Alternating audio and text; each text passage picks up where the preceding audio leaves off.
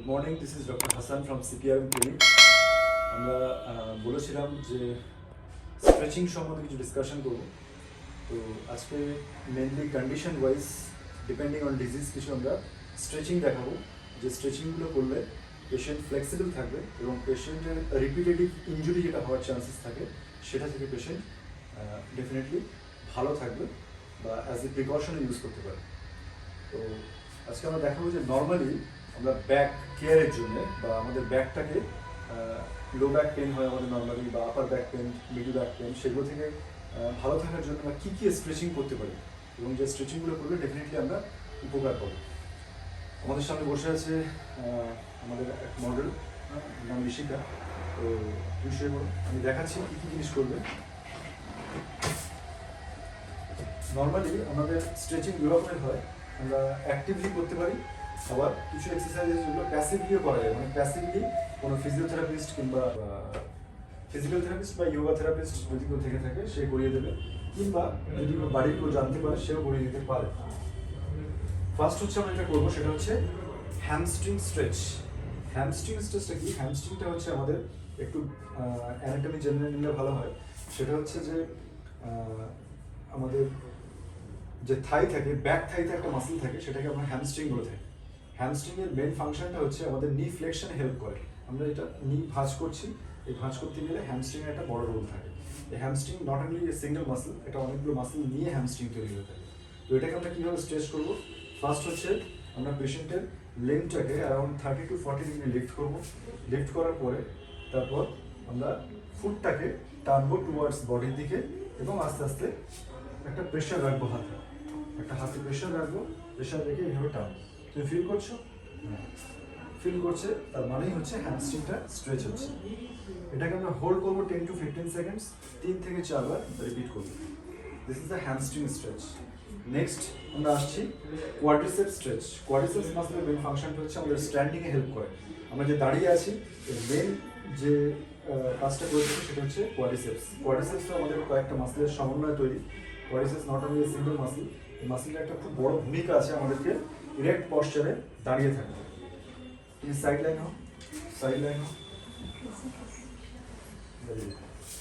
আচ্ছা, পাটাকে এই ধরলাম, ধরে এটা আমি এদিকে টানছি। এদিকে টানলে কোয়াড্রিসেপস মাসলটা স্ট্রেচ হচ্ছে।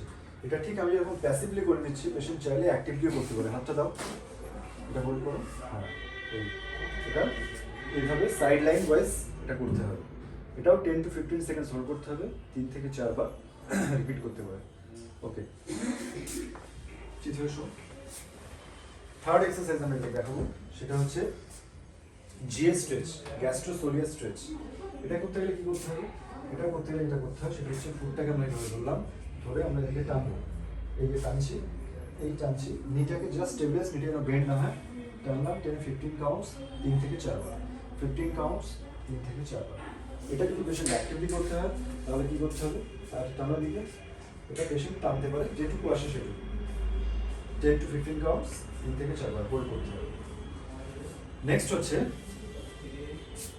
বেবি স্ট্রেচ বা বেবি পোজ। ওঠো, পজিশনে যাও। প্রথমে নিডিং পজিশনে আসবে, তারপরে হিপটাকে হিলের উপরে রাখবে, রেখে সামনে হাতটা রাখো, আস্তে আস্তে move forward, move forward, move forward, সামনের দিকে চলে যাবে। Very good. এই পজিশনে হোল্ড করবে অ্যারাউন্ড 30 সেকেন্ডস, 3 থেকে 4 বার রিপিট করবে। এইটা যদি ঠিকমতো পেশেন্ট করে থাকে তাহলে যেটা উপকারটা পাবে সেটা হচ্ছে আমাদের এখানে কোয়াড্রাটাস লাম্বারাম থাকে, প্যারাস্পাইনাল মাসল থাকে এবং কিছু লিগামেন্টস থাকে সারাউন্ডিং স্পাইন, সেগুলো ফুললি স্ট্রেচ হয়, তাহলে পেশেন্ট অনেক ভালো থাকতে পারে। এটাও হোল্ড করবে 30 সেকেন্ডস, আবার বলে দিচ্ছি 30 সেকেন্ডস হোল্ড, 3 থেকে 4 বার।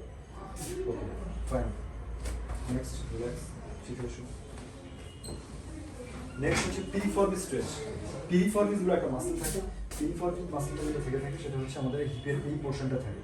এই মাসলটাতেই মেনলি আমাদের একটা প্রচণ্ড টান ধরে যখন আমরা কোনো রেডিয়েটিং পেনে ভুগি, বা কোনো ডিস্ক প্রোলাপস হতে পারে কিংবা হার্নিয়েটেড ডিস্ক হতে পারে, তো এখানে একটা প্রচণ্ড পেন থাকে। সেটা যদি ঠিকমতো স্ট্রেচ করি আমরা, ডেফিনেটলি পেশেন্ট এই হিপ রেডিয়েটিং পেন থেকে অনেকটা উপকার পাবে। এটা করার পদ্ধতি কি?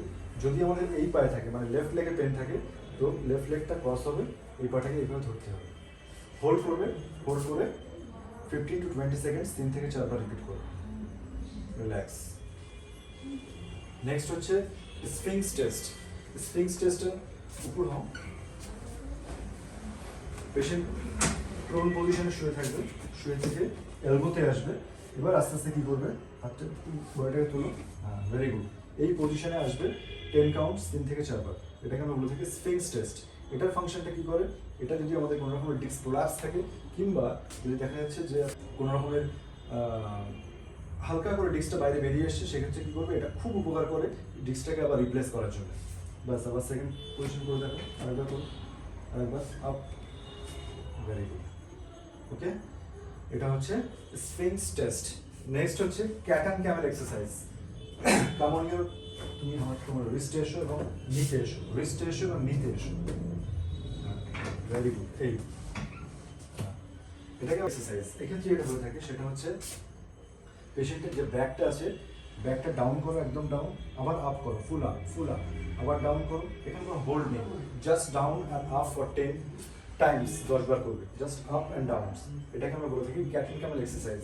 This is also a good exercise for your flexibility. Okay, bus. And last one is নি টু চেস্ট পজিশন, যেটা আমাদের 2-3টে হেল্প করে। একটা হচ্ছে হ্যামস্ট্রিং, হিপ এক্সটেন্সার, এগুলোকে স্ট্রেচ করতে হেল্প করে। কী করতে হবে, পাটাকে ধরো, দুই হাত দিয়ে লক করো হাতটাকে, 10 to 15 কাউন্টস 3 থেকে 4 বার। এইবার সেম জিনিস 10 to 15 কাউন্টস 3 থেকে 4 বার।